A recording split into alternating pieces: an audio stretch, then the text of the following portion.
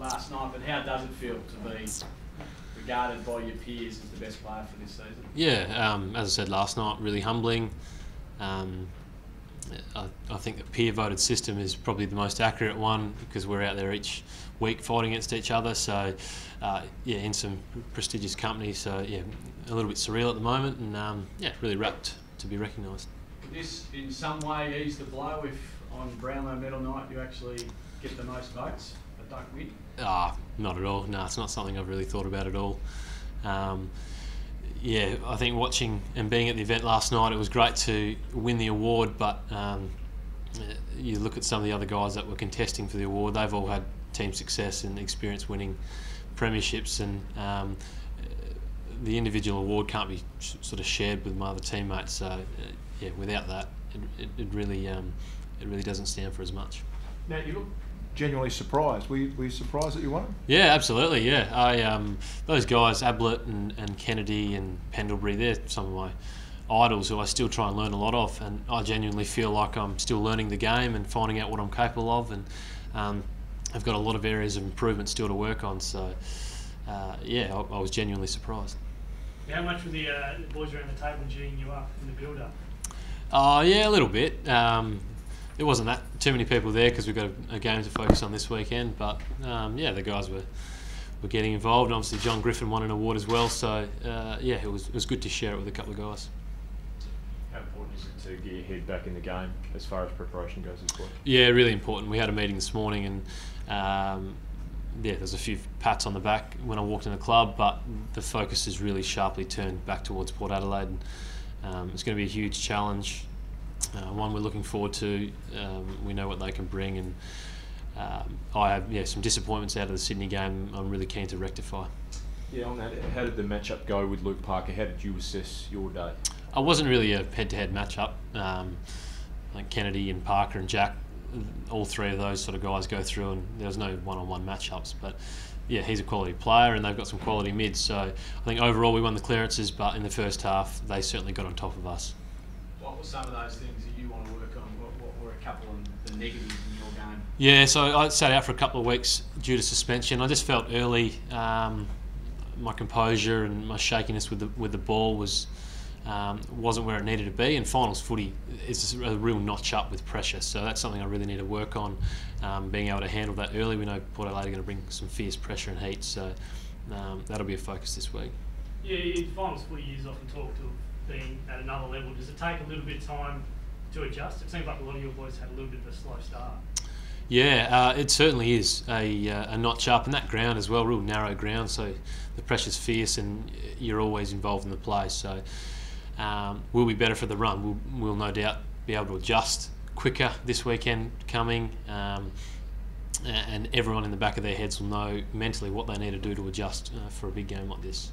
Now, how do you get your head around? Ross was pretty big on the midfield, said midfield was good in the second half, a bit slow to start, and he often says the game's going to be won in the midfield. As part of that team, it's a big responsibility on yourself and Aaron and David Mundy and Mickey Barlow if he gets up. How do you guys feel going to a game with that sort of responsibility? Yeah, it's a huge responsibility, but one we are keen to embrace. It stings a little bit when you hear the comments about how our midfield really held the team captive in that first half, and we're all aware of that and acknowledge that. So collectively as a group, we're really keen to rectify what happened up at Sydney and really have no lapses in the game and give Port Adelaide no opportunity to take control. It's a pretty good team. I mean, the record's pretty good though. You guys have been pretty good. Do you feel like you're a team within a team almost? I think each line has their own little groups, and we spend a lot of time working individually in that group, and played a fair bit of footy together now, and aim to play a lot more footy together. So I think a weight of numbers performance over the whole year we've been reasonable, but lapses in games can cost you. Now, if you were to play Hawthorn again in this final series, how do you think you'll handle the attention this time? They were sort of roughed you up a bit. Yeah, well, I can't really think about Hawthorn until we get over Port Adelaide, but it would be nice to be playing them in a prelim. But yeah, I'm really not going to comment on that until we get through Port Adelaide.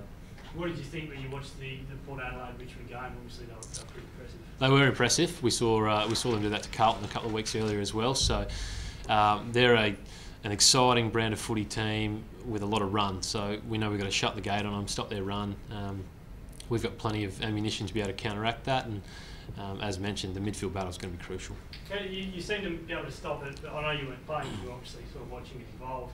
You seem to be able to stop it when you were playing them. Is it just a matter of sort of identifying the guys who get out the back and just sort of blocking that run a bit? Yeah, a little bit. They've got some really dangerous runners. Boak and Gray and White, those guys with real genuine leg speed. So our midfield and our defence has strong plans for players like that and how to deal with it, and it becomes an 18-man defensive mindset. How do you monitor Gray and Wingard? They had really good second terms in that round 23 clash, but they don't run all day through midfield, so they tend to flick in and out, as Ross said yesterday. How does the midfield group adjust to those guys coming in and out? Yeah, so that's modern footy really. Dangerous forwards who spend time resting in the midfield and vice versa. So as midfielders, especially guys that spend a lot of time in the centre square bounce, we've got to acknowledge when those players are coming in and what they're likely to do. So again, we'll have a strong plan for that. Nat, if you've spoken to little Ballas, and how's he travelling? Yeah, he sent me a text last night. I saw his head on the TV yesterday and he was looking pretty crook. So he's a strong fighter and a character, and he'll be doing his best to get up, but at the end of the day, the club won't put him out there if his welfare's at risk. How much of a loss will he be? Ross seemed to imply yesterday that he won't put him at risk. So if he's not there, and he played a great second half against Port the last time he went. Yeah, we'll be able to cover him. We've got Matty de Boer's been really stacking performances in the twos, and he's ready to come in. He's a spiritual leader, Ballas, so we'll lose a little bit in that respect, but confident we can cover him. And Mick Barlow, he's obviously been on crutches and had his foot in a moon boot. Is he confident? Yeah, it takes a fair bit to keep Mick out of playing a game, so he's been walking around and doing all his recovery and whatnot. But again, he'll have to the last day to put his hand up to play. But I'd back him in to get up. Does winning last night's award put any pressure on you this week and beyond in this final series? Does it put some added pressure that I'm voted the best player in the competition, I've got to perform like? I don't think so. No, my role doesn't change for the team, and I've really enjoyed that responsibility being put on me and thriving from that. So yeah, if anything, it'll hopefully motivate me even more. Is these sort of stages now? It's obviously you lose one game, you're out. Is this the kind of football you like to play with, all on the line? Yeah, these are big games. This is what, as you said, this is what you train all year for, to be in crunch games where the stakes are really high. So we've got a group that really has played some big games of footy over the last couple of years and embraces big challenges, and they don't come much bigger than this, and we're really looking forward to it. Your group seems to embrace everything outside. If everything's going against you, it seems like you often lift a gear. Is that the way you have to play in final? Absolutely, yeah. I think since Ross has come over, he's really changed our mentality to be that anywhere, anytime team who thrive under adversity and with their backs to the wall. And internally we speak about that a bit, that resilience, and you see the great sides that have been able to stack that over a number of years. That's how we want to be known. When Port came late against you in round 23, you were stuck with players on the bench because you've used rotations. Yeah, that's right. Can you ignore that period towards the end of the game where they came late because of the lack of rotations you had available? Oh, I certainly can't ignore it. It doesn't take many goals and many things to go wrong for them to be back in a game. So we analysed it at the time. We'll probably re-look at it again going into this game, but a bit of a management issue, as well as probably that human nature factor of breathing out a little bit. Just back on your progression as a player, your roommate wrote an interesting piece on the AFL PA website today about the professionalism and your methodical approach to training and week-to-week stuff. Is that something you learnt as your years have gone on, or is it something you had all along? Absolutely. When I came into the system, I was still pretty green on the whole system and what AFL lifestyle really took.